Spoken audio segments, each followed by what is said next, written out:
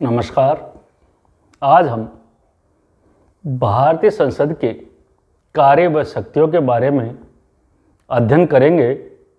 भारतीय संसद संप्रभु तो नहीं, परंतु यह अनेक शक्तियों का प्रयोग करती है और कार्यों को निष्पादित करती है।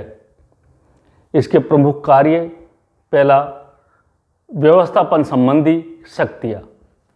भारतीय संसद को संघ सूची व राज्य सूची पर कानून बनाने का एकाधिकार प्राप्त है। इसके साथ ही संघ क्षेत्रों के सभी विषयों पर कानून बनाने की शक्ति भारतीय संसद को प्राप्त है। संकट काल की स्थिति में संसद राज्य सूची के विषयों पर भी कानून का निर्माण करती है। जब दो या दो से अधिक राज्य किसी विषय पर संसद को कानून बनाने का आग्रह करे तो उस विषय पर संसद कानून बनाती है।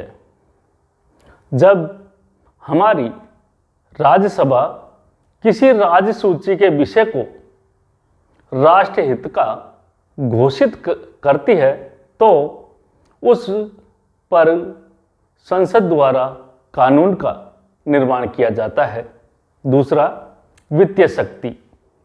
भारतीय संविधान ने संसद को संघीय वित्त पर पूर्ण नियंत्रण रखने की शक्ति प्रदान की है। वह देश के सभी प्रकार के कर लगाने का प्रस्ताव तथा अनुदान मांगे संसद द्वारा स्वीकृत होने पर ही प्रभावी होती है, क्योंकि संविधान के अनुसार विधि के प्राधिकार के बिना न तो कोई कर लगाया जा सकता है और न ही किसी भी प्रकार के कर को एकत्रित किया जाता है। संसद ही प्राक्कलन और लोक लेखा समिति की नियुक्ति करती है तथा नियंत्रक व महालेखा परीक्षक के प्रतिवेदन पर विचार कर उचित कार्रवाई करती है। संसद की स्वीकृति के अभाव में सरकार को राष्ट्रीय वित्त में से खर्च करने का कोई अधिकार प्राप्त नहीं है। तीसरा, कार्यपालिका शक्ति। भारत में संसदात्मक शासन प्रणाली को अपनाया गया है, जिसमें मंत्रिमंडल संसद के प्रति उत्तरदायी रहता है। मंत्रिमंडल जब तक ही सत्तारूढ़ रह सकता है जब तक उसे लोकसभा का विश्वास प्राप्त हो। संसद अनेक प्रकार के से कार्यपालिका पर नियंत्रण रखती है। संसद सदस्य काम रोको प्रस्ताव, निंदा प्रस्ताव व अविश्वास प्रस्ताव के माध्यम से मंत्रिमंडल को उत्तरदायी बनाए रखती है। संसद सदस्य मंत्रियों से सरकार की नीतियों से संबंधित प्रश्न व पूरक प्रश्न पूछते हैं तथा सरकार की नीतियों की आलोचना तक करते हैं। संसद सदस्य बजट प्रस्ताव को अस्वीकार करके सरकारी विधेयक से में संशोधन की मांग करके अपना विरोध प्रदर्शित करते हैं। चौथा है, राज्यों से संबंधित शक्तियाँ। संविधान के संसद को यह अधिकार दिया है कि राज्यों की इच्छा के बिना भी वह उसकी सीमाओं तथा नामों में परिवर्तन कर सकती है, नवीन राज्य का निर्माण कर सकती है, साथ ही किसी राज्य का अस्तित्व समाप्त कर उसको किसी अन्य राज्य में मिला सकती है। संसद को भारतीय नागरिकता के निर्धारण का पूर्ण अधिकार है। पांचवा, संविधान में संशोधन की शक्ति।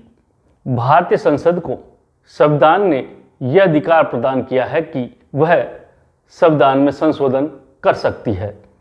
हाँ, संविधान की प्रक्रिया 368 में संशोधन की प्रक्रिया 368 के में उल्लेख है कि संसद साधारण बहुमत, विशेष बहुमत व विशेष बहुमत के साथ आधे से अधिक राज्यों की सहमति पर संशोधन के आधार पर संशोधन कर सकती है, परंतु संविधान के अधिकांश भाग का संशोधन केवल संसद कर सकती है। छठा, निर्वाचन संबंधी कार्य। संविधान के अनुच्छेद 54 के अनुसार संसद को कुछ निर्वाचन संबंधी शक्तियां प्रदान की गई है। संसद के दोनों सदन राष्ट्रपति के निर्वाचन के लिए गठित निर्वाचक मंडल के सदस्य होते हैं। साथ ही अनुच्छेद 66 के अनुसार संसद सदस्य उपराष्ट्रपति के निर्वाचन में भी भागीदारी निभाते हैं। सातवां, महाभियोग की शक्ति। संसद के दोनों सदनों द्वारा निर्धारित प्रक्रिया के आधार पर राष्ट्रपति पर महाभियोग लगाया जा सकता है। इस प्रकार उच्च व उच्चतम न्यायालय के न्यायाधीशों पर भी महाभियोग के आधार पर पद से हटाया जा सकता है। इस आधार पर हम कह सकते हैं कि भारतीय संसद की शक्तियां व कार्य हमारे संविधान द्वारा प्रदान किए गए हैं। संसद सार्वजनिक विवाद स्थल का कार्य करती है। इस दृष्टि से संसद लोकप्रिय भावनाओं का दर्पण तथा शिक्षक की भूमिका निभाती है।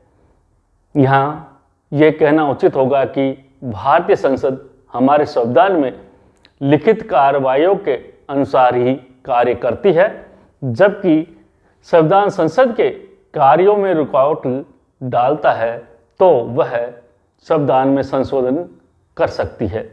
लेकिन संसद को यह अधिकार नहीं है कि वह भारतीय संविधान के मूल ढांचे में परिवर्तन कर सके। Thank you.